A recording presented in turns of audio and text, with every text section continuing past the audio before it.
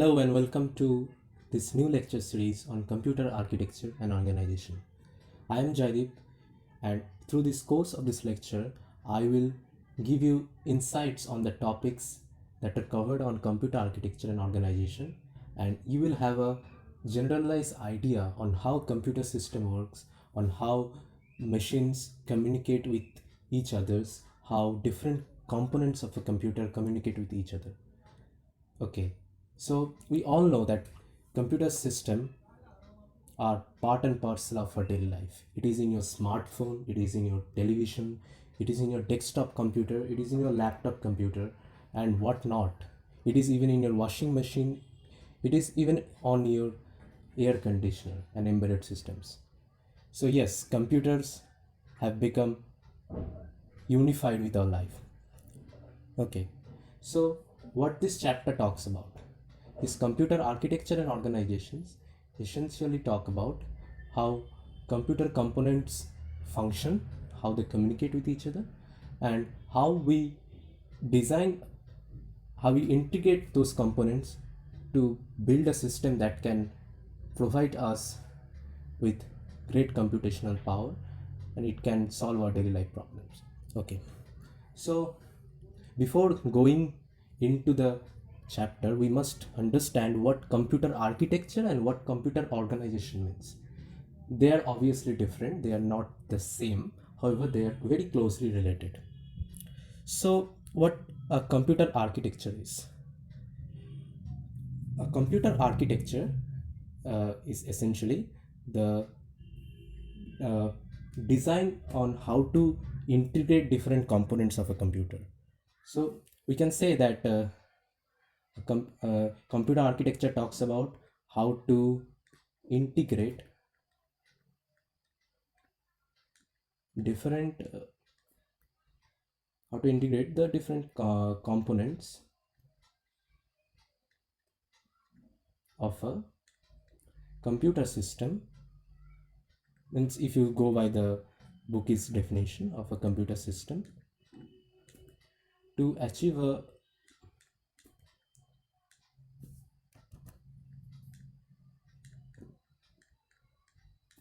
desired level of performance.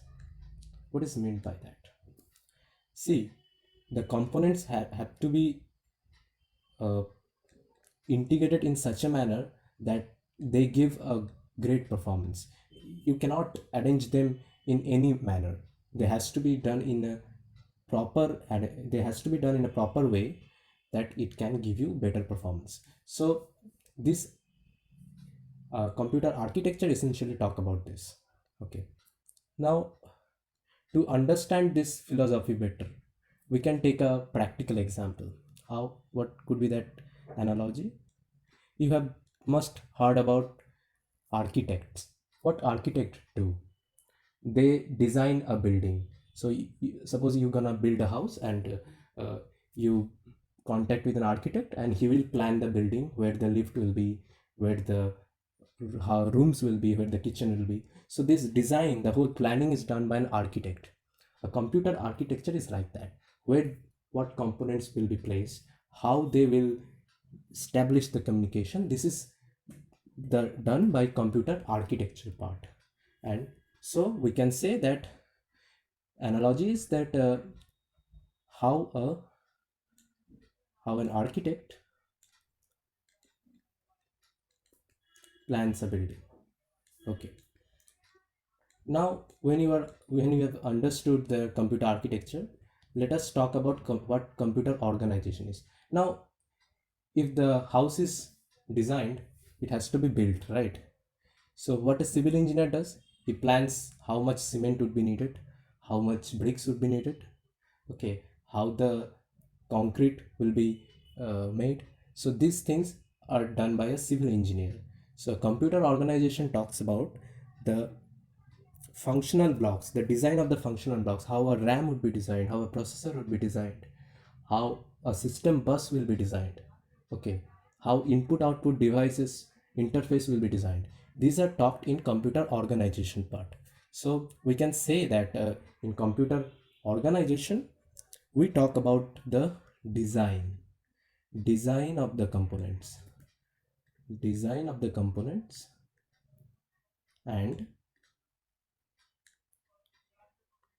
the functional blocks, the same thing, and the functional blocks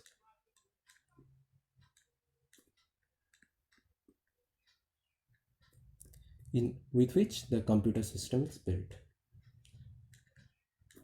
So this is a like a civil engineer's job, right? So you must have got the idea how these two terms are related and how they are different.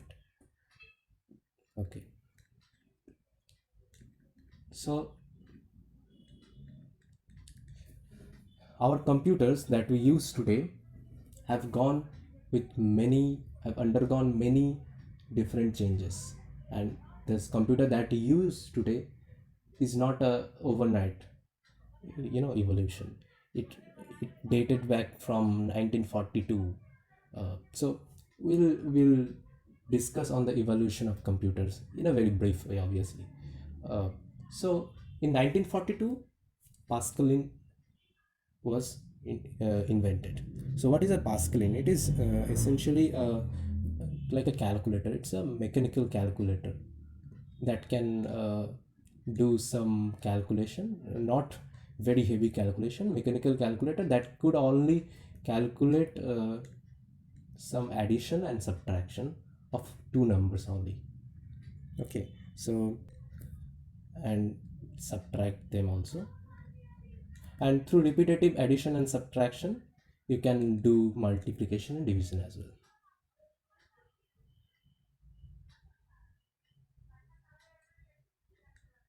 Okay, so now after Pascaline, Babbage engine was introduced. You must have heard about Charles Babbage. He's called the father of computer. So we can say that the first automated uh, computer was designed by Charles Babbage. So what Charles Babbage? Charles Babbage actually designed the system only. He didn't build that system. He designed only that. Charles Babbage designed this Babbage engine, and for your information, I can say that this in reality this engine was made on 2002. In 2002, this was came into existence. This came into existence. Okay, so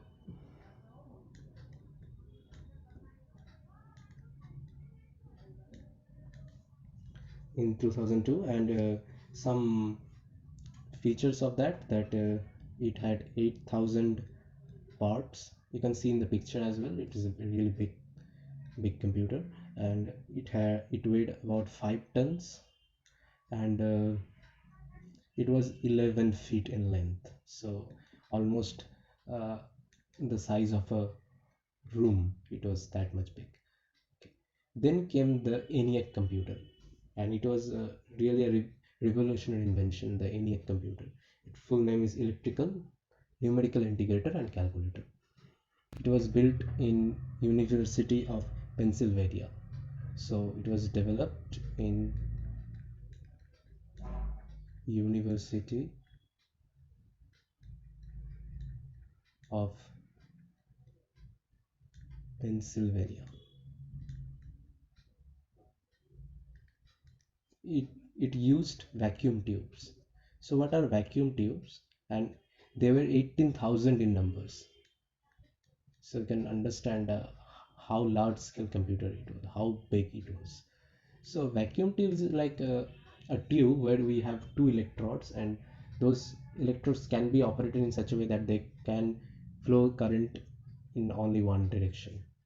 So maybe on some other video we'll talk about vacuum tubes, how they function. It the weight of this is all also uh, 30 tons, so it is very heavy, you can understand. Then came Harvard Mark 1. This was built in 1944 in Harvard University.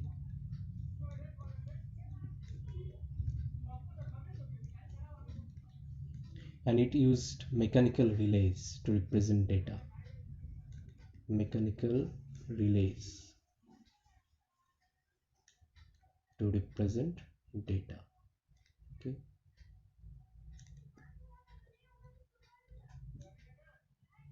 And it was also very like 35 tons. Then came IBM System 360. What is IBM System 360? It is one of the most popular mainframe computers. Mainframe computers came into existence in 60s and 70s. So it is one of those popular mainframe computers. They were also very big, but they were more powerful than the previous one that we have discussed right now. So popular mainframe computer. And interesting fact is that it introduced some advanced architectural concept. What is meant by architectural concept? In today's microprocessor, we use many architectural concept that were first introduced in IBM System 360. So that's why this invention is regarded as one of the most important invention. Okay, so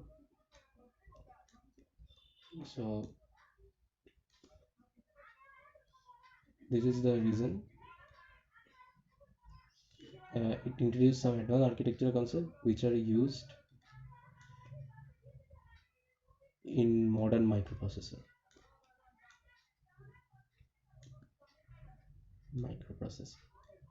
Okay, then we are in the era of Intel Core i7, i9, and i5.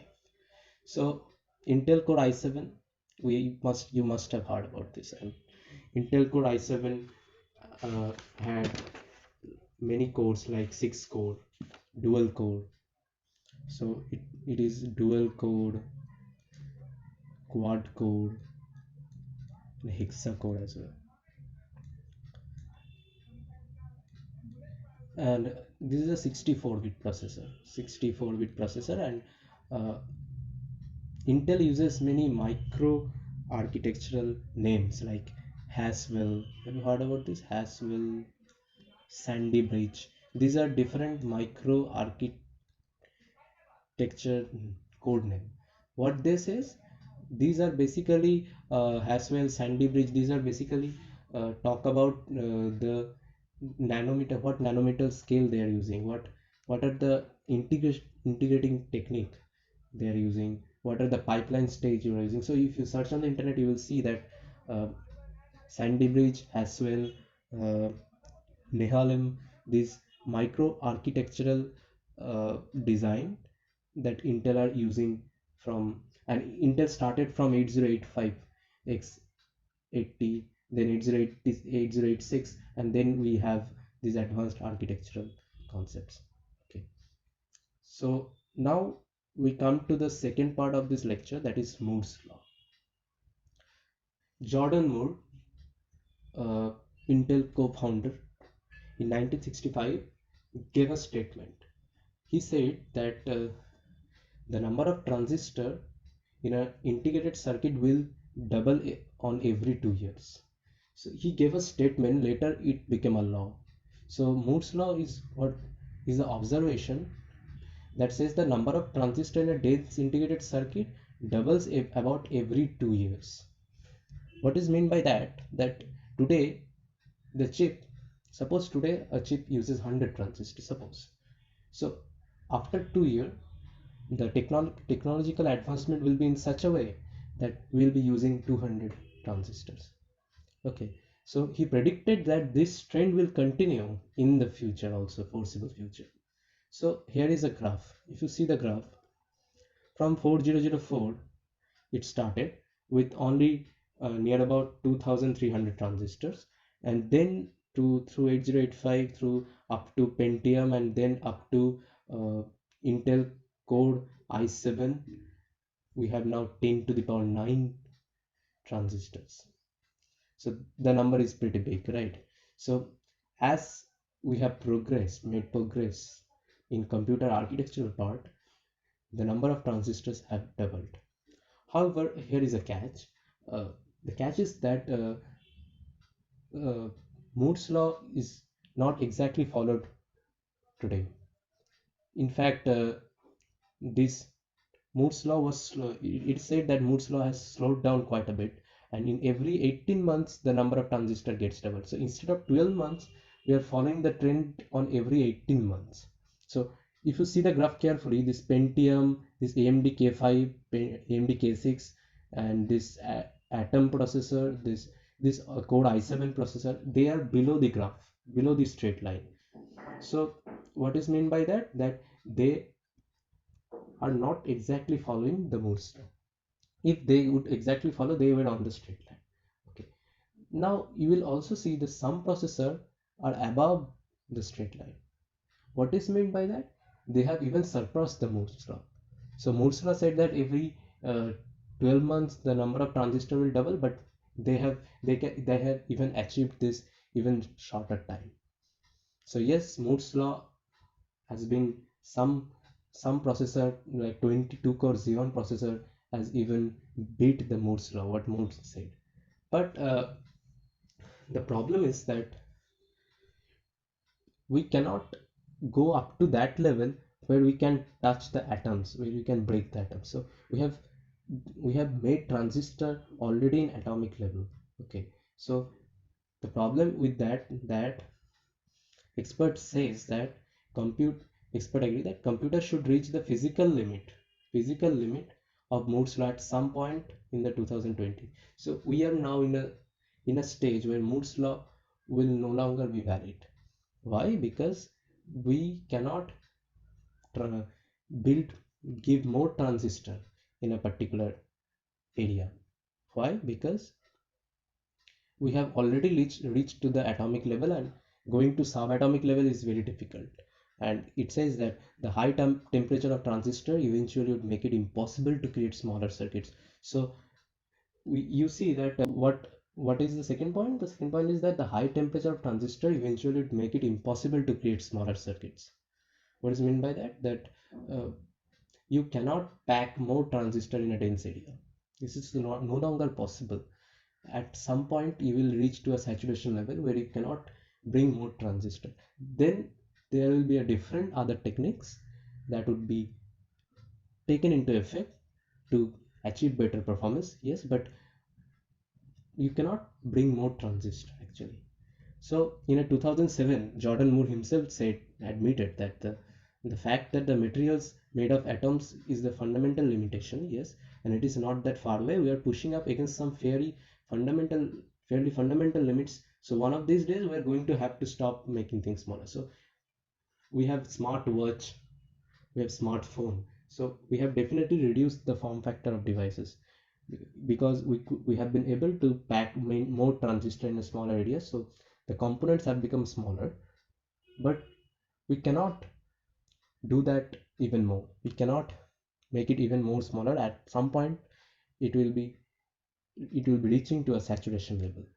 Okay, so this is all about Moore's law, a very important law that is taught in the introductory video of computer architecture.